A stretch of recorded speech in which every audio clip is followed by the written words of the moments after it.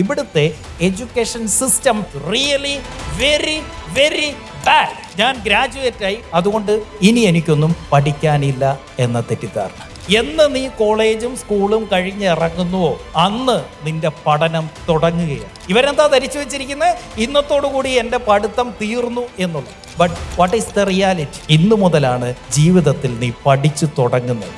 എന്ന് നിങ്ങൾ പഠനം അവസാനിപ്പിക്കുന്നുവോ നിങ്ങൾക്ക് പിന്നെ ആരോടും കോമ്പീറ്റ് ചെയ്യാൻ പറ്റത്തില്ല. നിങ്ങളങ്ങ് ഒതുങ്ങി കൊടുക്കുകയാണ്, ബാക്കി എല്ലാവരും നിങ്ങളെ ഓവർടേക്ക് ചെയ്ത് പോകും.